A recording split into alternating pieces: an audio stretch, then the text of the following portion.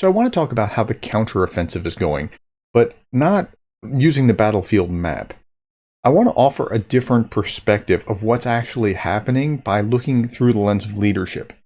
So my degrees are in leadership. I've created multiple programs in leadership. And what I'm seeing is dysfunction in Technicolor. It's like the Real Housewives of the Russian Ministry of Defense. So just follow me through this and I'll lay out my case. So the counteroffensive started on June 4th, according to the date provided by the Institute for the Study of War. Might be a couple days before, might be a couple days after, but let's use that as a rough cut. Okay, so here we know that what's happened since then was on June 24th, we had Prigozhin, who does his coup, rebellion, march of justice, whatever you want to call this. And now Putin, and today is the 14th of July as I'm speaking, this is today's paper, Putin says that Wagner does not exist after meeting with Prigozhin commanders. Okay, so Prigozhin's off the battlefield. Wagner is largely broken up and much of it is off the battlefield. That's a huge win for Ukraine, just that fact alone. And so, let alone all the repercussions of how Putin is seen as weaker or vulnerable or whatever else. Wagner off the battlefield, Prigozhin off the battlefield is big. That's number one. Now, number two, Surovikin is off the battlefield as well, and he seems to have had some kind of connection to Prigozhin. They were buddies at one point. He, it appears, knew about this before. So Surovikin is also off the battlefield now. He's resting. Now, the trick with Surovikin is that he was actually a competent commander.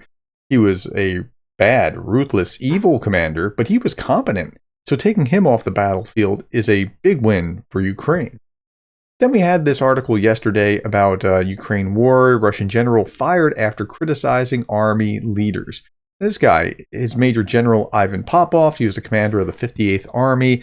He said it was necessary either to keep quiet or be a coward, and I had no right to lie in the name of you. And it was in a voice message posted to Telegram by Russian MP, that's a member of parliament, Gurilov, okay, who's a former military commander. Now, the Russian military okay, so let me back up before I say this next statement about Russia's military blog. Well, let me read this paragraph first.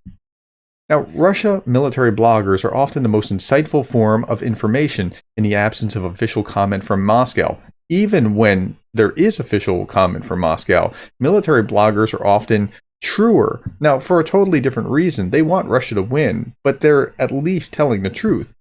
Somebody said the other day, well, I watch McGregor because he gives insightful commentary. And I just replied to him and I said, well, if I want to know what McGregor knows, I'd rather just get it from the official RT or Russian state media site. Because when you read that, then you hear McGregor and he's parroting the same kind of lines, right? Russian military bloggers are actually more accurate in many cases, in my estimation, than what you'll see anywhere else. Okay, so Russian military bloggers, often the most insightful form of information in the absence of official comment from Moscow, reported that the order to dismiss Major General Popov had come from the head of Russia's armies, Valery Gerasimov. They said that Gerasimov accused General Popov of, quote, alarmism and blackmailing senior management. Huh? Okay, so what happened was he posted this thing and then it was made public. And so that's bad. You can't make this public. Remember what happened with the Rolling Stone interview to General McChrystal back in, 2008 or something like that, 2009. So he gave this interview to Rolling Stone. He thought it was off the record, but the Rolling Stone writer recorded him bad-mouthing Obama. Can't do that. He was called to the White House, summarily dismissed. Just can't do that. So what actually it looks like happened, according to the ISW, there's a little bit more of a backstory, and the ISW does a great job with this. Former commander of the 58th Combined Arms Army, Major Popov, claimed in the leaked audio that Russian Defense Minister Sergei Shoigu dismissed him for expressing persistent grievances about problems on the western Zaporizhzhia. That's where they were operating. Popov was very likely aware that a recipient of this message in the veteran community of the 58th would leak the audio recording. So it looks like this was a dysfunctional kind of thing where it was being set up to do this very thing. Popov's choice to distribute the audio to voices within the Russian veteran community suggests that he likely used unofficial or non-secure channels to distribute this message, and that he was likely aware of the risk of using such channels for a supposedly limited audience. Okay, so if you can't actually speak truth to power, and I talked about this in my very last message just before I began this video. I released this. Why did he do it? This was talking about why did Putin invade Ukraine in the first place, using an article from Foreign Policy to give you insight into the dysfunctional system that Putin presides over. Okay, because they're in this dysfunctional system, what you'll see here is that Popov felt like this was actually a good way of communicating the message, because he can't actually speak truth to power and then get anything actually accomplished. One mill blogger claimed that Popov purposefully released the audio to demonstrate that Popov does not fear the wrath of the Russian military command. This is starting to sound eerily like Prigozhin. Popov equated himself with a rebellion leader less than a month after the Wagner Group rebellion, regardless of whether he intended for the recording to leak. Popov referred to himself as Spartak in his longtime call sign, and his subordinates as gladiators, likely deliberately invoking the memory of Roman slave rebellion leader Spartacus. Popov likely attempted to appeal to the Kremlin to partially or fully strip Gerasimov of command over operations in Ukraine. Wait a minute. So he's trying to displace Gerasimov, not even take his place like I think Prigozhin was trying to do, just get rid of Gerasimov? Because he thinks Gerasimov is incompetent? Like, the plot thickens. Popov likely modeled his attempt to secure Putin's favor for his desired goals off Teplinsky's successful appeal to Putin in March. Teplinsky temporarily resigned in January over a conflict with Gerasimov over the use of VDV forces in human waves attack around Soledar. So he resigned because, look, you can't just slaughter. I think VDV was airborne, if I'm not mistaken. So you can correct me if I'm wrong. Okay, of just using these human wave attacks to take Soledar, and he resigned in protest. Gerasimov may have tried to shield Putin from unwanted criticism to uphold Putin's ignorance by firing Popov before he could appeal directly to the Kremlin. It's like these guys were just proving my point from the video I created yesterday, not knowing anything about this, about why Putin invaded Ukraine. It's disastrous because the system is creating this kind of thing. Okay, it's really utterly amazing.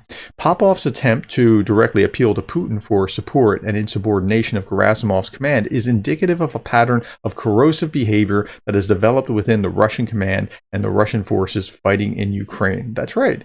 Russian mill bloggers expressed varied reaction to Popov's dismissal, though none disagreed with Popov's complaints about the problems Russian forces experience at the front. It's bad for Russian forces at the front. Yes, Ukraine hasn't taken a lot of ground, but the dysfunction within the Russian Ministry of Defense at the highest levels is going to be, it's just toxic to their military. Many Russian sources characterize Popov as intelligent, competent, authoritative, and claimed that he was a good commander who had wide support of his troops. Yet he's off the battlefield, and Gerasimov and Shoigu remain. So here's what he had to say after he was sidelined. "Good morning, my dearest gladiators, my boys, my family. I had to sit and collect my thoughts. So much has happened in the last 2 days, but I can now speak about it confidently. I was taken into custody and dismissed from my post. Lieutenant General Lehman arrived and took command from the army. I await what comes next in my military fate, how it changes, and any offer to continue my service further. From the very start, I was honest with you and I was forthright with you. I closed the gap between all the Army's gladiators, from the soldier to the marshal. In our case, it all went all the way to the Chief of Staff, Major General Medvedev, because we die alike, we fight alike, we fear alike, and we suffer alike." You know, if he wasn't on the other side, I would say this is actually good leadership. And it is in the service of the wrong cause. He's apparently a competent guy who's thinking through how he's supposed to take care of his soldiers. And he's appealing that they don't get slaughtered, and this kind of thing happens. I made absolutely no distinctions between you, and I was always honest as possible with you from the first day you showed up in our army. And so, I tell you honestly that a difficult situation came up with a senior command where I either had to remain silent and take the coward's way out, saying what they wanted to hear, or I could say it like it is. Now, saying it like they want to hear it. That's the primary cause of the dysfunction within the system. Speaking in your name and in the name of all our dead brothers in arms, I didn't have the right to lie, and so I laid out the problem areas with provisions that plague our combat work in the Army today. I didn't sugarcoat it. I pinpointed the main tragedy of today's warfare, the lack of counter-battery fire, the lack of artillery reconnaissance stations, and the mass death and mutilation of all our brothers by enemy artillery. Wait, that's not that Russia's destroying Ukraine, as you would hear from McGregor and Britter and whoever else. That is that the Ukrainian artillery is mauling the Russians. That's what he's saying. And they don't have enough artillery to hit back like they would otherwise do it. Now, this is Russian military doctrine as I understand it. They come into, like, look what they did this time last year to Severodonetsk and Lysychansk. They absolutely destroyed the city with artillery and then took over the destroyed city. The human wave attacks came because they were low on artillery, and so they sent humans into the slaughter instead of artillery. And it's a very different way of fighting a war. So he's complaining about this. I raised several other issues too, speaking at the highest level and frankly and harshly as possible. As a result, it seemed that the senior commanders perceived me to be some kind of danger and promptly, before the sun had even set, threw together an order from the defense minister, removed me from my post, and got rid of me. As many regiment commanders in the division today have said, the soldiers of the Ukrainian armed forces couldn't break through our lines. Our own senior command hit us from behind, treacherously and backstabbingly decapitated the army at the most difficult and grueling moment.